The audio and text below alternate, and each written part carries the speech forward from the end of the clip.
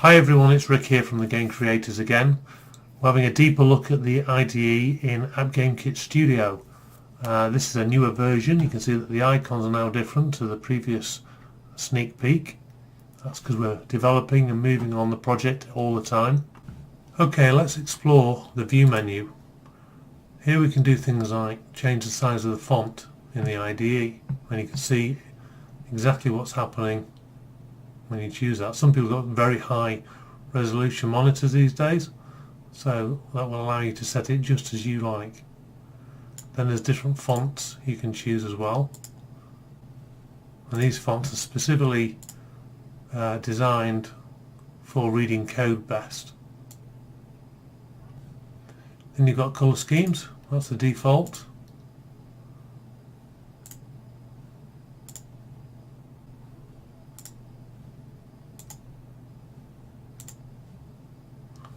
Now, you might wonder, well, why is that background not changed? You can change that here. If you really want that bright effect, you can certainly choose it.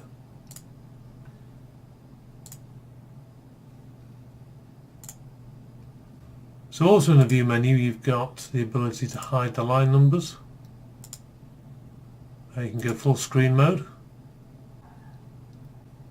and you can exit out of full screen. You can zoom in, but you can also use Control plus and Control minus to do that, and you can reset normal size. So that's the view menu and the ability to tailor the IDE as you want it.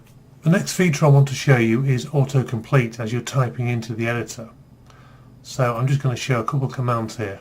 You can see where I'm typing, there's some commands above, but they're just been commented out. So if I type in play M, it's coming up with the possible commands that start with play M, and I'm interested in play music OGG because the music file is in an OGG format, which is a compressed format.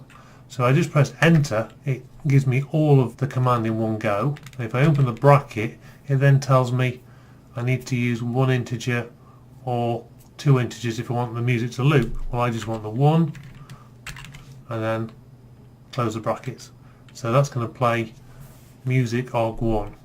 So the next command will set the volume for the music. So again, as I type, it's starting to give me options. I can use the mouse this time.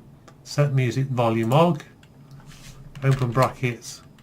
I need an integer for which music number. Well, we want number 1, and then the volume 20, and that's autocomplete. So as you learn commands, you can easily reference them as you type them, and that's autocomplete. So another cool feature is the ability to easily access the functions and variables within your source code. So you'll see sometimes functions and variables will appear at the top here, and if you click down, you can see this source code has 2. So move camera is a function. Click on that and it takes you straight to the function about move camera. Some variables in this source code. There's a lot of variables in this source code. This is actually the Game Guru loader source code. It's an extension to AppGameKit Classic that will work in Studio fine. It allows you to load in levels you've made in Game Guru after they've been converted. So let's just pick one of these, Object ID, and there you are. It's showing you where that array has been set up as a global dimensioned array. And that's just a quick way to find your way through your source code, reference back to things you've set up before. There's a functions source code. There's going to be a lot of functions in here. There we go. Read waypoints, and that takes you straight to that piece of code there. So that's another cool feature in AppGameKit Studio. Now let's take a look at the search and replace feature. I'm in my little Tetris game example, and I want to change the text score. As if I run the game like so, that text there, I want to change it now. The search has allowed me to find that very quickly. Rerun it,